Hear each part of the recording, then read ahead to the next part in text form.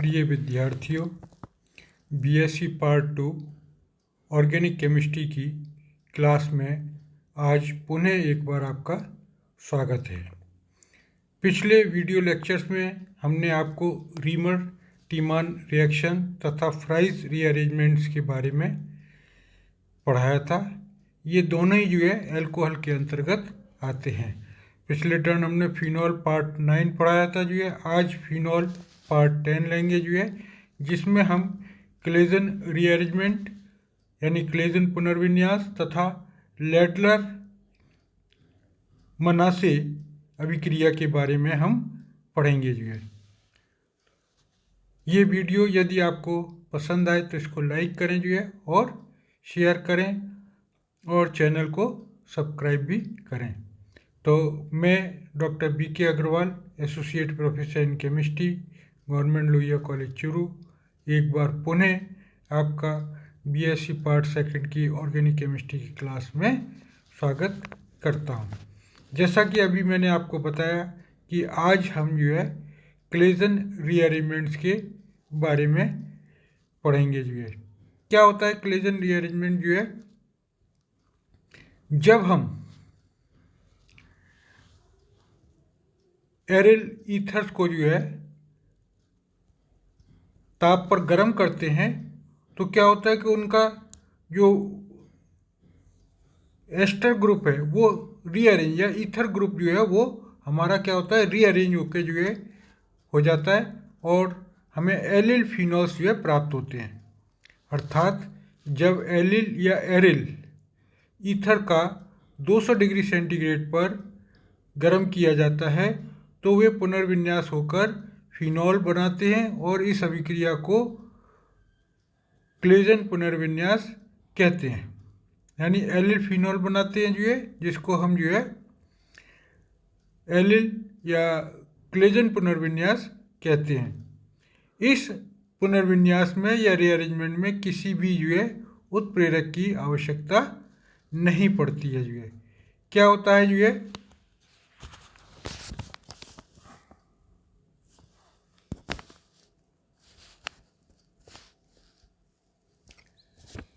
ये हमारा जो है एलाइल फिनाइल ईथर है।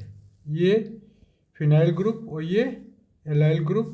तो एलाइल फिनाइल ईथर ये कौन सा है? Allyl phenyl ether. यानी एलाइल ग्रुप तो क्या है? CH2CH डबल बॉन्ड CH2, ये तो हमारा जो है एलाइल ग्रुप है जो है, और C6H5 जो है ये हमारा फिनाइल ग्रुप है। तो जब हम इसको जो है 200 डिग्री सेंटीग्रेड ताप पर गर्म करते हैं तो क्या होता है कि ये जो एलाइल ग्रुप है ये इसके यहाँ पर ऑर्थो पोजीशन पर आ जाता है और फिनॉल एलाइल बनते हैं। यानी ऑर्थो एलाइल फिनॉल जो है प्राप्त होते हैं। इसका क्या नाम है? Ortho allyl. ये कौन सा है? एलाइल समूह है, तो इसको कहेंगे। और ये ऑर्थो पोजीशन है, ये मेटा और ये पैरा, यानी ऑर्थो एलाइल फिनॉल। इसका क्या नाम होगा? Ortho allyl phenol. अगर यदि जैसा कि हमने बताया कि ये कौन सी पोजीशन पे जाता है? ऑर्थो पोजीशन पे।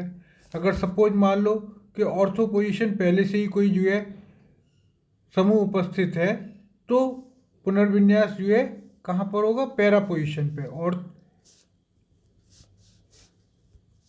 ये ऑर्थो, ये मेटा और ये पैरा, यानी ये जो ग्रुप है एलाइल ग्रुप वो कहाँ जाएगा?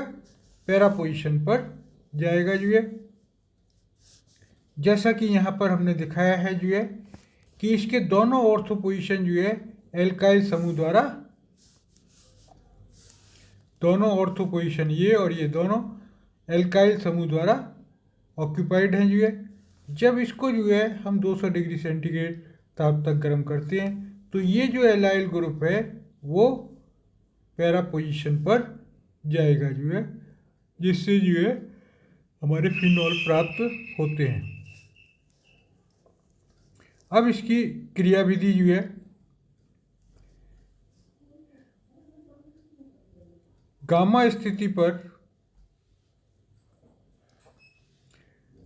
C14 समान हम क्या करते हैं कि ये जो है कौन सी स्थिति पर परिवर्तित हो रहा है?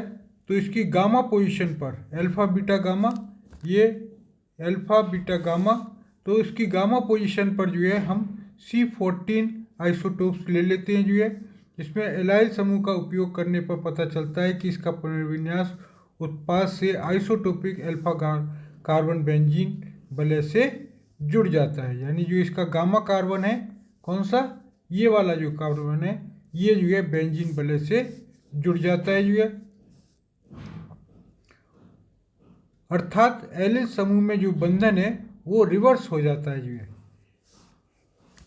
ये अल्फा बीटा गामा, तो ये अल्फा पोजीशन है, ये बीटा, ये गामा। तो गामा जो कार्बन है, ये कार्बन जो है हमारे या तो इस पे ऑर्थो पोजीशन पे जुड़ेगा, अगर ऑर्थो ऑक्यूपाई है तो पैरा पोजीशन पे जुड़ेगा। यहाँ पे हमने स्टार से लिखा है, यानी जो गामा कार्बन है उसको स्टार से, यानी आइसोटोपिक कार्बन है, और वो जो हम देखते हैं जब प्रोडक्ट में, तो ये जो है यहाँ पे बेंजीन रिंग के साथ अटैच रहता है जो है। इस प्रकार से हम देखते हैं कि ये जो है इसका जो समूह है, समूह का जो बंधन है वो रिवर्स हो जाता है, यानी उल्टा हो जाता है। यानी यहाँ पर जो है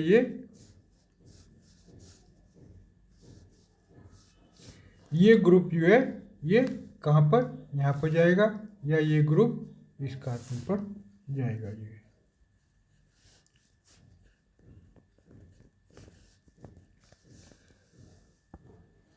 इस पुनर्विन्यास को इंट्रामोलिकुलर मैकेनिज्म द्वारा 6 सदस्यीय चक्रीय अवस्था द्वारा प्रदर्शित किया गया है। किस तरीके से होता है जो है ये रीअरेंजमेंट, यदि हम इसकी मैकेनिज्म देखें जो है तो हमें ये पता चलता है क्या होता है। एक 6 सदस्यीय यानी 6 मेंबर्ड साइक्लिक ट्रांजिशन स्टेट प्राप्त होती है। यानी ये जो है एलाइल ग्रुप है, ये हमारा एलाइल ग्रुप है, ये ऑक्सीजन है इसका जो है, और ये फिनाइल से साथ जुड़ा हुआ है। तो इसको हमने इस तरीके से रिप्रेजेंट कर दिया है। तो ये जो डबल बॉन्ड था ये माइग्रेट हो जाता है इस कार्बन के ऊपर, और ये इधर माइग्रेट होता है इससे, और ये इधर माइग्रेट हो जाता है, और यहाँ पर जो है डबल बॉन्ड्स आ जाएगा। तो जहाँ सिंगल बॉन्ड था वहाँ डबल बॉन्ड हो गया, जहाँ डबल बॉन्ड था वहाँ सिंगल बॉन्ड्स हो गया, और ये कार्बन जो है इस ऑर्थो पोजीशन पर जुड़ जाएगा। और बाद में क्या होगा, ये कीटोन बना, और ये जो हाइड्रोजन है, ये हाइड्रोजन अपने बॉन्डिंग पेयर ऑफ इलेक्ट्रॉन्स यहीं छोड़ जाएगा और इस ऑक्सीजन के साथ जुड़ जाता है। जब ये इधर माइग्रेट करेगा तो ये जो है बॉन्ड्स इस ऑक्सीजन की तरफ माइग्रेट करेगा। फलस्वरूप जो है हमारा जो फिनॉल जो है यानी ऑर्थो एलाइल फिनॉल प्राप्त हो जाएगा। क्या बन जाएगा, ऑर्थो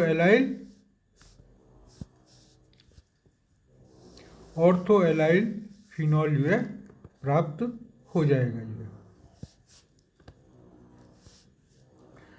अब दूसरी अभिक्रिया आती है लैडलर मनासे अभिक्रिया।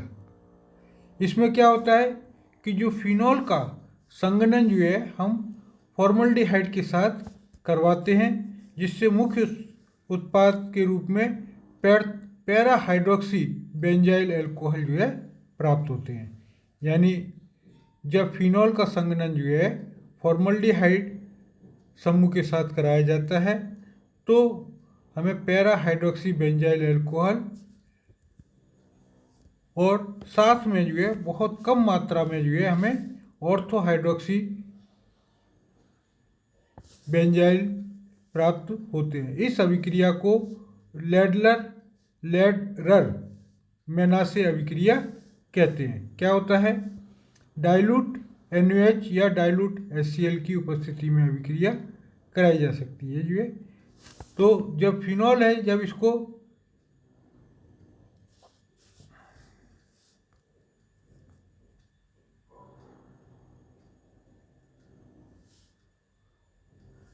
जब इस फिनॉल्स को फॉर्मल्डिहाइड किससे HCHO फॉर्मल्डिहाइड के साथ अभिक्रिया कराते हैं तो पैरा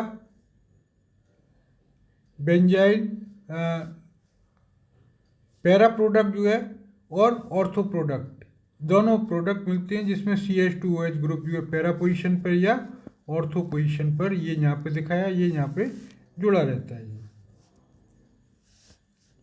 अब यदि हम इसकी मैकेनिज्म देखें तो दो तरीके से होती है। एक तो होती है बेस कैटलाइज मैकेनिज्म और दूसरी होती है जो है क्षार एसिड कैटलाइज जो है मैकेनिज्म।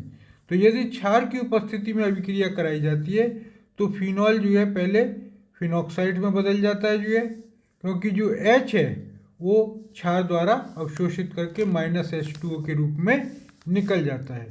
किसके? -H2 को। ये बेस है और ये H जो है जुड़ जाएंगे, -H2 निकल जाएंगे, ये फिनॉक्साइड बना। ये फिनॉक्साइड एंड फॉर्मल्डिहाइड के ऊपर जो है आक्रमण करता है जो है, ये बॉन्ड इधर माइग्रेट होगा और ये जो है इसके फॉर्मल्डिहाइड के ऊपर आक्रमण होगा, जिससे ये ऑर्थो पोजीशन पर ये फॉर्मल्डिहाइड ग्रुप जुड़ जाता है और ये एक इंटरमीडिएट स्थिति बनती है जो है।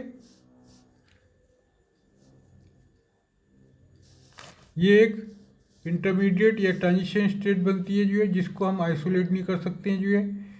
अब क्या होगा कि ये जो है जब डबल बॉन्ड्स इसके ऊपर माइग्रेट करता है फॉर्मल्डिहाइड के कार्बन पर जो है, तो ये ऑक्सीजन मोर इलेक्ट्रॉन होते हैं, तो कार्बन ऑक्सीजन के इलेक्ट्रॉन जो है वो किस बॉन्डिंग के इलेक्ट्रॉन ऑक्सीजन के ऊपर चले जाते हैं, और तो जिससे ऑक्सीजन पर नेगेटिव चार्ज आ जाता है जो है, और ये जो है इस पर जुड़ जाता है। अब क्या होगा कि ये जो बॉन्ड इधर माइग्रेट करेगा जो है, इधर माइग्रेट करता है, ये इधर माइग्रेट कर जाता है, तो यहाँ पे कीटोन बन गया जो है, और ये जो है एक एनाइन जो है ऑक्सोनियम एनाइन जो है प्राप्त हो जाता है जो है। तो फाइनली जो है क्या होता है कि इस संक्रमण अवस्था से ये हाइड्रोजन अपने बॉन्डिंग पेयर ऑफ इलेक्ट्रॉन्स को यहीं पे छोड़ जाते हैं इस कार्बन बॉन्ड पर, और H+ के रूप में बाहर निकल जाते हैं। ये H+ जो है जो प्रोडक्ट बनेगा उससे पुनः अभिक्रिया करके जो है बेंजाइल या मिथॉक्सी जो है फिनॉल जो है हमको यानी ऑर्थो पोजीशन पर जो है फिनॉल प्राप्त होगा, ऑर्थो प्रोडक्ट प्राप्त होगा। अब यदि अम्ल की उपस्थिति में कराया जाए तो क्या होगा? अम्ल की उपस्थिति में जो एल्डिहाइड है प्रोटोनीकृत होकर कार्बोनियम आयन क्या बनाएगा?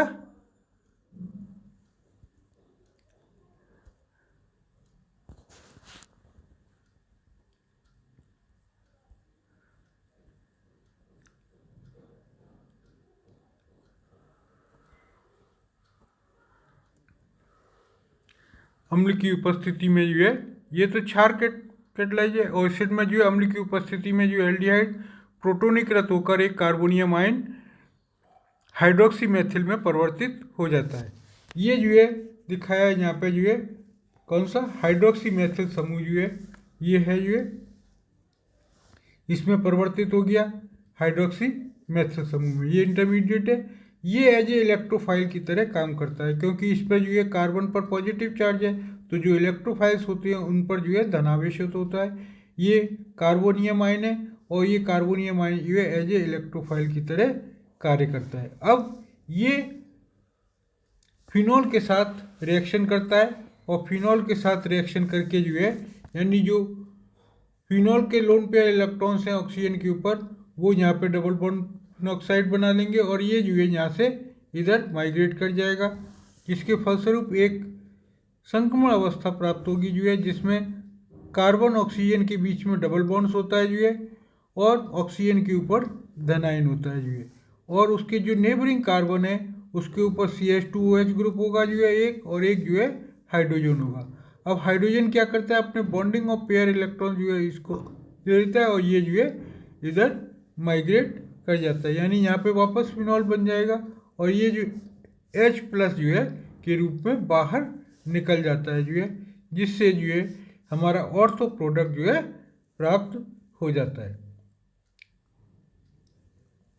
इसी प्रकार से जब फिनॉल जो है एसीटोन के साथ सांद्र HCl की उपस्थिति में अभिक्रिया करते हैं तो एक जटिल यौगिक प्राप्त होता है जिसे हम बिसफिनॉल ए कहते हैं। क्या कहते हैं?